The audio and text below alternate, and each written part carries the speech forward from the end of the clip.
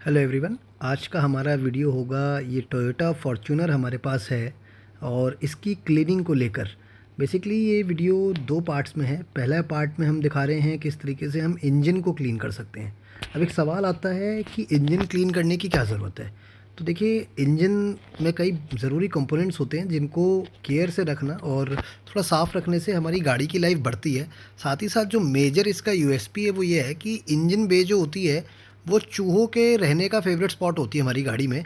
और जहाँ से कि वो आप देख सकते हैं वायरिंग काफ़ी है, तो वायरिंग को डैमेज करके हमें काफ़ी ज़्यादा नुकसान पहुँचा देते हैं और गाड़ी के बड़े बड़े फेलियर्स में भी ये चीज़ कई बार रिस्पॉन्सिबल होती है।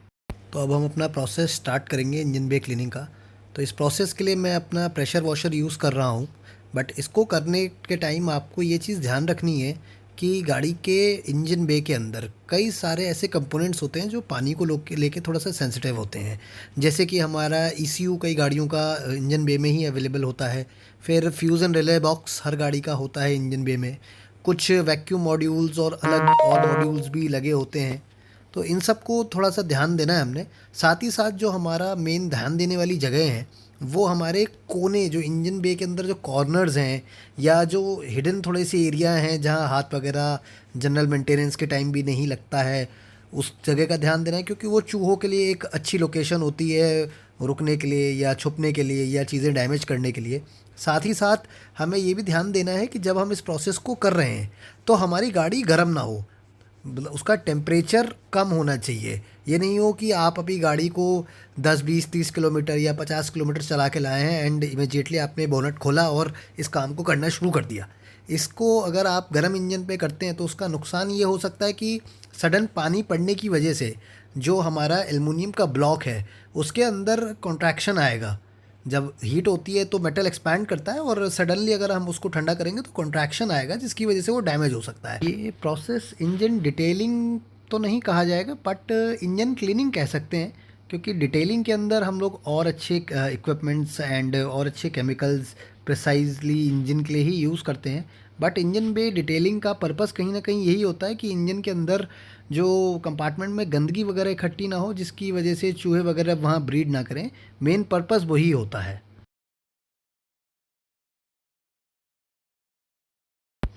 अब हमने अपना पहला स्टेप कंप्लीट कर लिया, इंजन वॉश कर दिया है।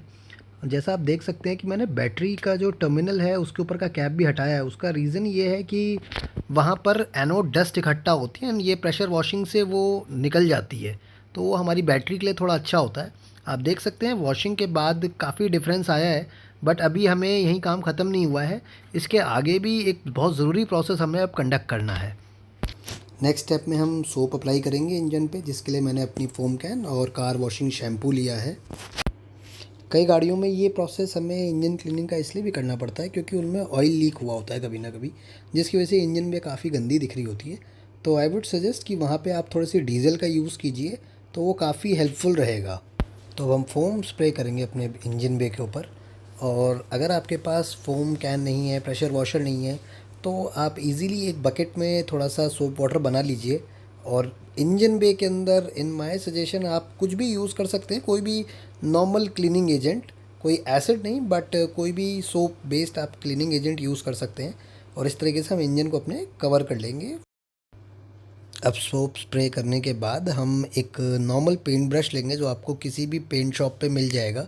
इसमें दो साइज़ ले लीजिएगा, एक थोड़ा मीडियम सा साइज़ जो कि मेरे हाथ में भी आप देख रहे हैं, और एक थोड़ा पतला साइज़, वो मैं आपको आगे चल के बताऊंगा कि क्यों। और हमने बस सोप स्प्रे करा है और नॉर्मली हम बहुत ही हल्के हाथ से, बहुत ज़्यादा प्रेशर इसमें हमें अप्लाई करने की ज़रूरत नहीं है अगर गाड़ी के अंदर ऑयल मार्क्स नहीं है। और बहुत नॉर्मली हम बस अभी बेसिक ब्रशिंग करेंगे अपने सोप की। इस प्रोसेस के दौरान कई बार मैं आपको दोबारा सोप अप्लाई करता दिखूंगा, क्योंकि जिस वक्त हम ये काम कर रहे हैं उस वक्त हमारे आसपास का टेम्परेचर नियरली 38 डिग्री सेल्सियस है, जिसकी वजह से ये सोप सूख रहा है। तो मुझे कई बार इसमें सोप अप्लाई करने की ज़रूरत पड़ेगी और आपको भी पड़ सकती है, क्योंकि इंजन बे एक्चुअली थोड़ी सी गर्म भी होती है और पानी को जल्दी सुखा लेती है। साथ के साथ सोप है उस पानी में वो सूख के चिपकने लगता है, तो अच्छी क्लीनिंग के लिए हमें थोड़ा बार बार उसको अप्लाई करना पड़ रहा है। अभी मैं सिर्फ इसको स्प्रेड कर रहा हूँ और जहाँ पे मुझे ज़्यादा गंदगी दिख रही है कि पूरा लंप है या पूरा स्पॉट है, तो वहाँ पर हम अभी सिर्फ बेसिक स्क्रबिंग कर रहे हैं अपने ब्रश से, और बहुत ही आप देख सकते हैं बहुत ही लाइट प्रेशर से। थोड़ा सा अगर आप हार्श प्रेशर भी लगाएंगे तो कोई खास फ़र्क उससे पड़ेगा नहीं, आप लगा सकते हैं एज़ पर रिक्वायरमेंट।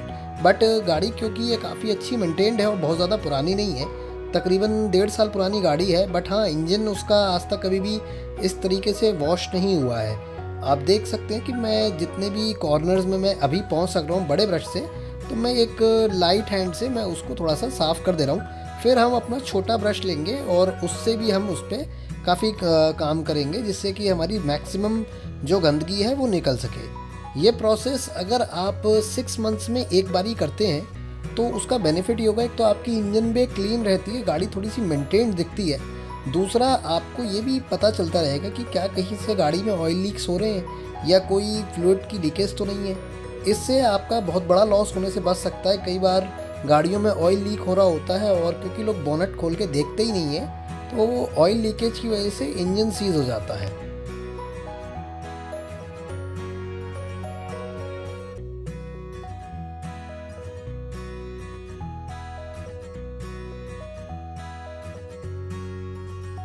अब इस पॉइंट पे मैंने अपना छोटा वाला ब्रश पिक कर लिया है, ताकि मैं थोड़ा और डिटेल में या थोड़ा और प्रिसाइजली इसको साफ़ कर सकूं। जहां तक मेरा बड़ा ब्रश नहीं पहुंच पाया था वहां पे भी मैं अब पहुंच सकूं, और थोड़ा सा अब हमें और ध्यान देना है क्लीनिंग को लेकर। अब देखिए मैं पूरे इंजन कवर को अच्छे से साफ़ कर रहा हूँ, एंड आपको थोड़ा बहुत शायद फील भी हो रहा होगा, दिख रहा होगा कि किस तरीके से गंदगी निकल रही है। इसी तरीके से मैं आगे कंपोनेंट्स पे जा रहा हूँ, बॉडी के पास में सफाई कर रहा हूँ, जो कॉर्नर्स हैं वहाँ से सफाई कर रहा हूँ। और आपको मैं थोड़ा कैमरा क्लोज लाता हूँ और दिखाता हूँ। देखिए किस तरीके से ब्लैक कलर के जो फोम में ब्लैक फॉर्मेशन हो रहा है, वो एक्चुअली गंदगी ही है जो स्क्रबिंग के थ्रू लूज़ हो रही है। ये चीज़ आपकी वॉशिंग में एलिमिनेट आउट नहीं होगी, क्योंकि ये परमानेंट काइंड ऑफ होती है, मिट्टी चिपकने लगती है बॉडी के साथ, और ये स्क्रबिंग से और शैम्पू वगैरह के या सोप वगैरह के यूज़ से ही निकलती है। थोड़ा सा शैम्पू इधर उधर से मैं पिक भी कर रहा हूँ, क्योंकि अगेन इंजन में सूख रही है बहुत जल्दी मेरे को दोबारा इसमें सोप अप्लाई करने की ज़रूरत है इस वक्त, और मैं वो अप्लाई करूँगा और फिर मैं आगे का प्रोसेस अपना इसी तरीके से कंटिन्यू रखूँगा।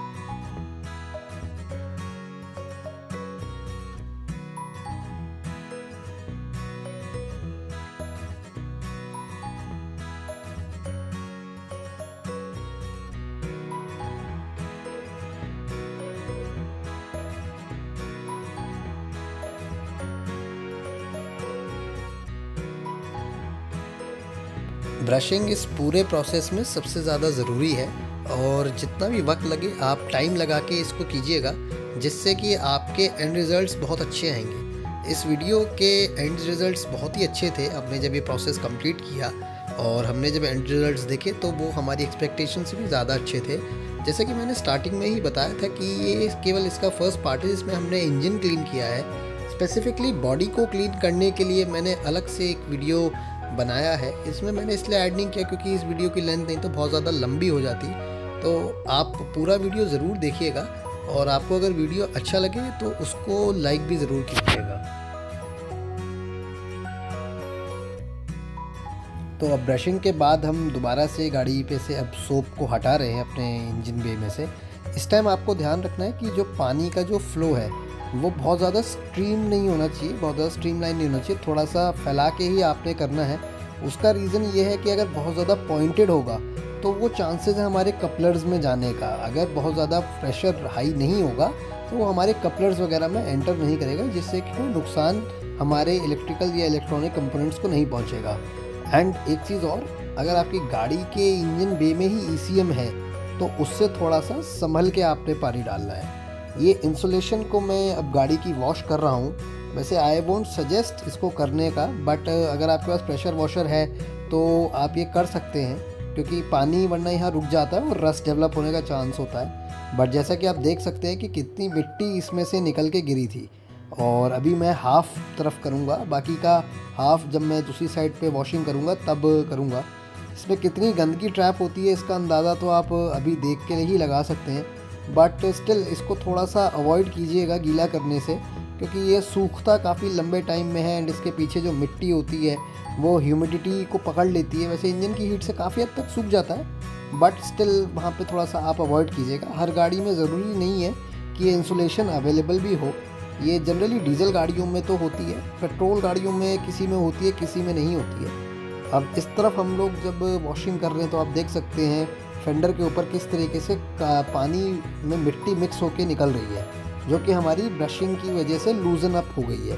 और कहाँ पर पानी डालना है, कितना डालना है, वो आप एक बारी ज़रूर देखिएगा, क्योंकि कपलर्स को हमें थोड़ा सा अवॉइड करना है पानी डालने से, थोड़ा कम पानी उनके ऊपर डालना है। जो कंपोनेंट्स हैं, ऐसे जो पाइप्स वगैरह हैं जो कि इलेक्ट्रिकल नहीं है, उनको आप अच्छे से गीला कर सकते हैं, कोई प्रॉब्लम नहीं है। और वॉशिंग करते टाइम इस चीज़ का ज़रूर ध्यान रखिएगा कि आपकी गाड़ी के जितने भी जो कैप्स हैं, रेडिएटर रिजर्वॉयर है, पावर स्टीयरिंग फ्लूइड है, ब्रेक फ्लूइड है, ये कैप्स टाइट हों प्रॉपर।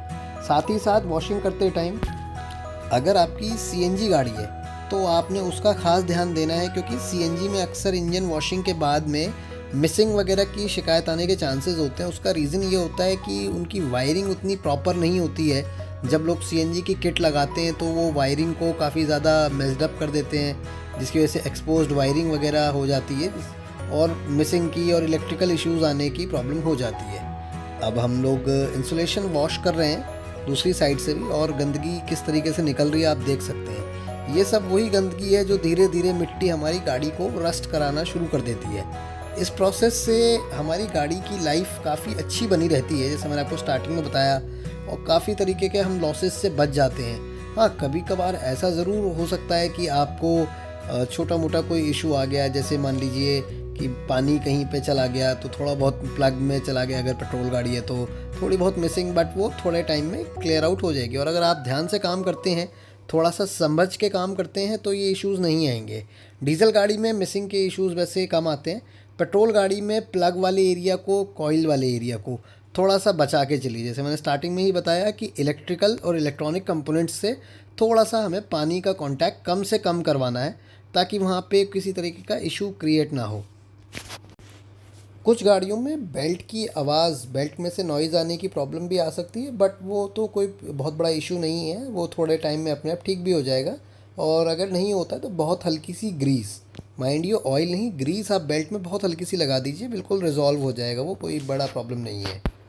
अब वॉशिंग के बाद हमें एक कपड़ा लेना है। मैंने माइक्रोफाइबर लिया है, ज़रूरी नहीं है बॉनेट के अंदर आप नॉर्मल कोई कॉटन का कपड़ा भी यूज़ कर सकते हैं, हाँ, बट बॉडी पे आप माइक्रोफाइबर ही यूज़ करें। वो मैं बॉडी की क्लीनिंग की वीडियो में बताऊंगा कि क्यों ऐसा करना ज़रूरी है। तो अभी हमने जहाँ जहाँ पानी डाला है वहाँ पे हम कपड़ा मारेंगे एक बारी, पहले थोड़ा सा गीला कपड़ा मारेंगे और एक्सेसिव वाटर को हम हटा लेंगे।